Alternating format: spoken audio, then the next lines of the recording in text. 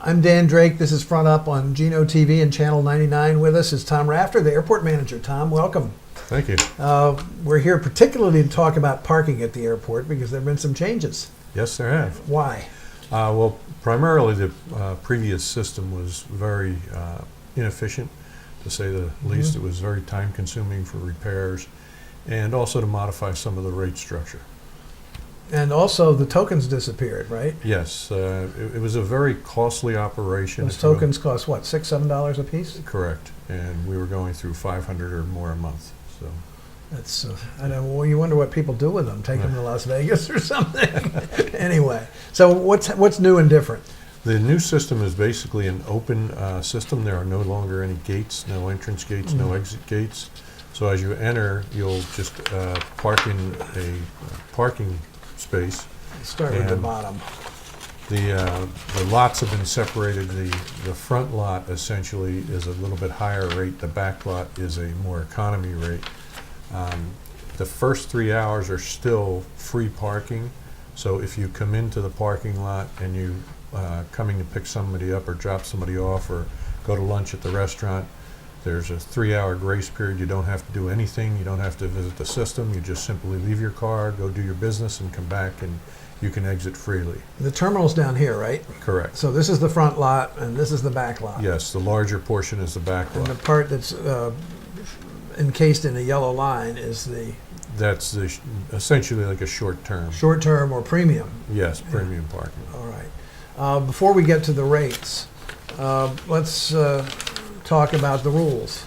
Okay, so if you're going to be parking beyond 3 hours, what you need to do is remember the number of the space that you parked in. Every space now has a number, the stall. And you'll approach the machine and enter your number. It will then ask you how long you're going to be there, and it will establish a rate, and you can pay with your credit card on the outside machines. On the inside machines, you can pay with cash. There are 2 machines inside the terminal, one near the rental car arrivals area, the other near seasonal arrivals. They will accept cash. The 4 units in the parking lot will accept credit or debit cards.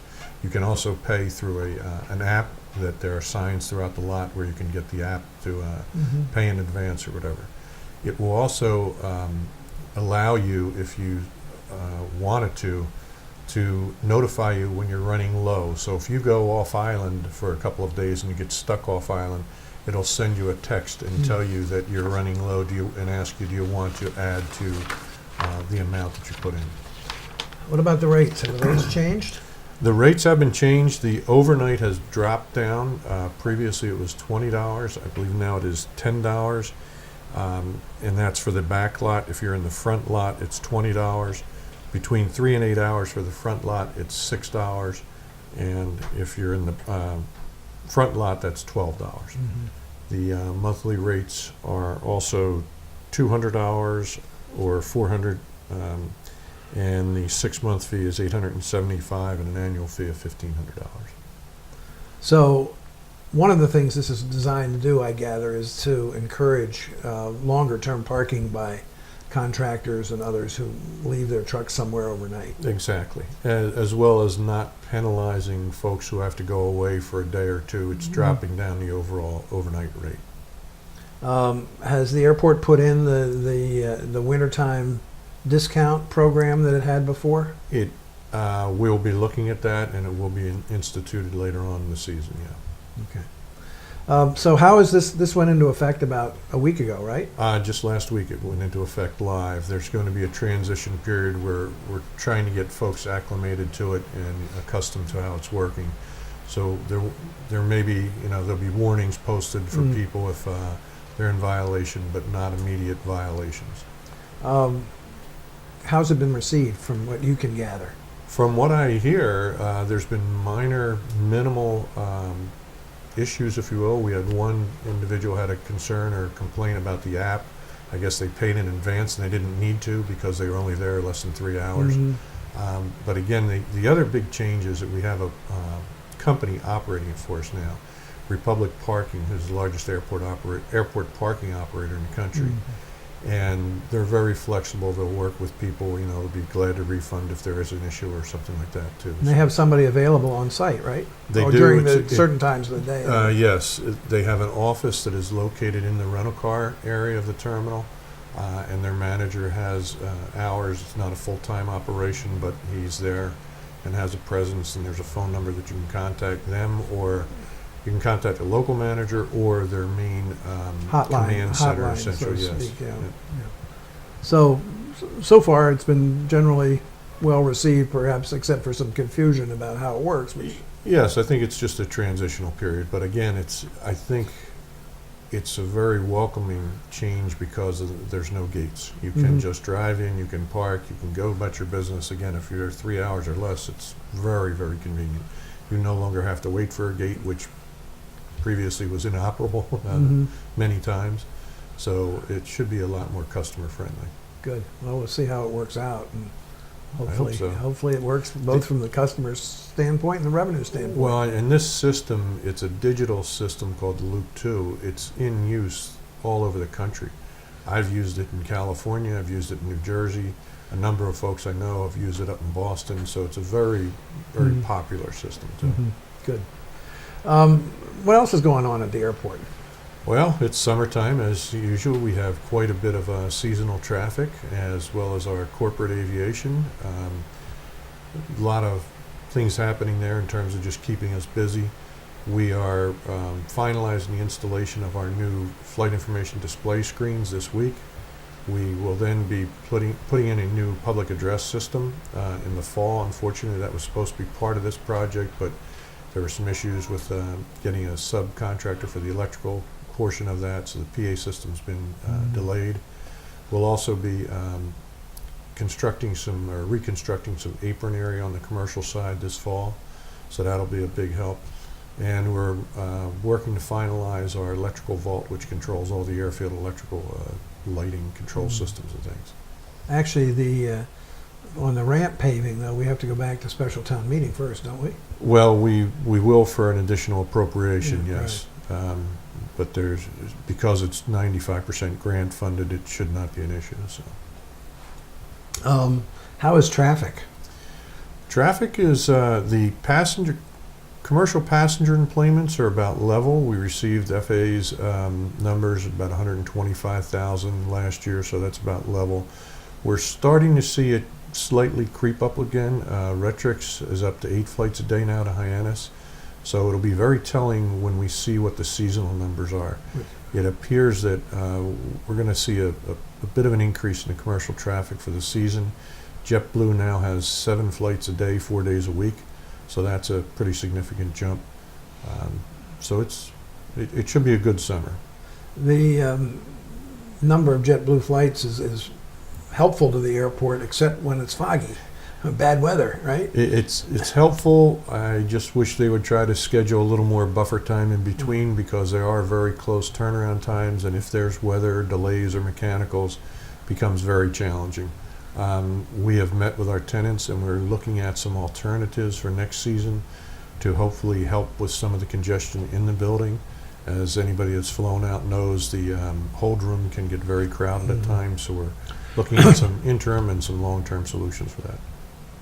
Weanything else going on out there that's... I'm sure there's a lot of things going on. There's a lot of stuff on the plate, but we're moving along well. I think the financial condition of the airport's in good shape, and we're just trying to get our debt service under control a little bit. And where does the repayment to the town of the money stand? We just received another response back from FAA. They have to approve the repayment to the town. They have asked for some additional data, which we're working to supply them.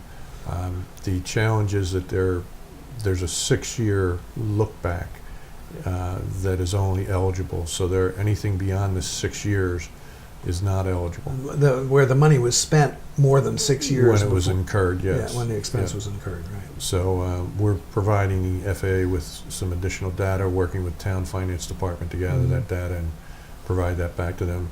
We've already started setting aside and repaying the town, though. So We aren't total deadbeats at the airport, right? No, we're trying to cover our debts. Yeah. So. What about air service? What might be on the horizon for air Well, service? as I tell people, there are essentially three main focuses that we're looking at for air service development. We're trying to encourage the existing seasonal carriers to extend their season into the shoulders, both in the spring and the fall. As folks on the island know, we have basically something called wedding season in the fall. And when we show other airlines what JetBlue has done by extending their season, they're very impressed. And we spoke to two of them, and they were going to go back and look at their schedule and see if there were opportunities, even if they just continued with weekend service through September, October. So there's that focus, the seasonal. There is the year-round additional service that we're looking to try to encourage. And we're working with other airports in the region to look at a regional approach, combining with Hyannis possibly, whether the aircraft originates in Nantucket or Hyannis, but trying to get less than daily service to a major hub, possibly New York, Newark, maybe 3 days a week in the winter. We have had discussions with some of the airlines. They've expressed some interest, but they're still looking at some of the details. And then the third focus is essentially service between Nantucket and Providence. Providence Airport has announced recently a number of expansions. Frontier has added service, Allegiant has added service, Norwegian has added a number of international destinations. They have one non-sterile gate that could accommodate a flight from Nantucket. I believe the airport in Providence has been in touch with a few different airlines to look at that opportunity. And I think it would provide very good connectivity for the year-round and seasonal traveler in and out of Nantucket. Many airlines come into Providence now. It sort of went through a decline, and then it's growing rapidly now. They're seeing a lot of growth, and it's a single terminal operation. The gate that they have for non-sterile is right at the bottom of their escalator. You could essentially go in, reclaim your bags, go up to the escalator, check in, and you're in a single terminal environment that serves multiple airlines, including Southwest. Any place else that we think there should be air service that there isn't at this point? Well, I'm sure there's probably that we a think lot. the market would. We would like to see Philadelphia.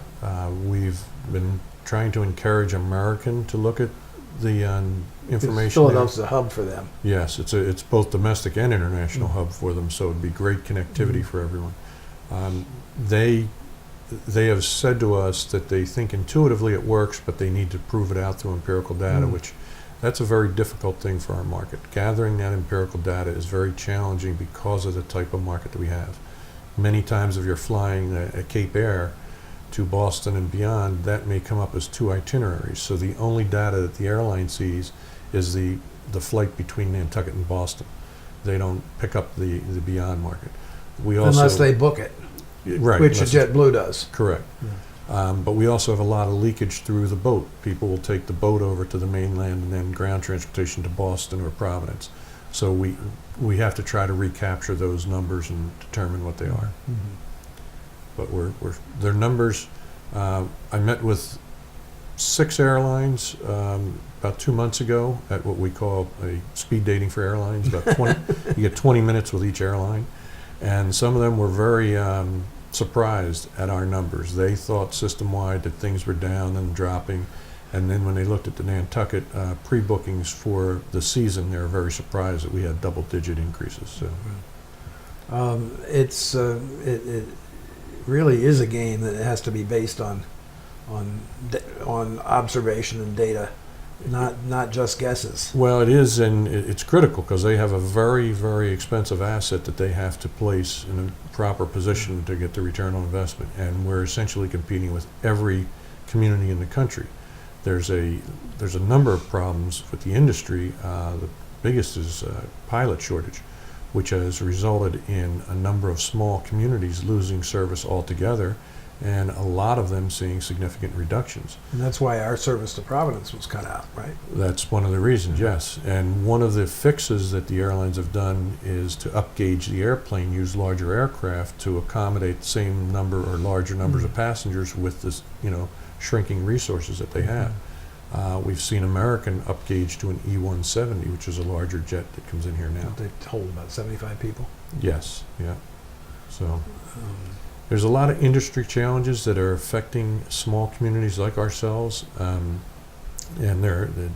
Congress and others are trying to work it through and figure out what the proper answer is to address. Well, it's small also communities. the availability of money for capital projects, runway repairs and improvements, and aprons. And there's a things major issue. In fact, just this week, there's a lot of discussion going on in the Senate about a bill that would increase the passenger facility charge for airports. That it doesn't, I don't want to say it doesn't affect us, but it would have an impact on us.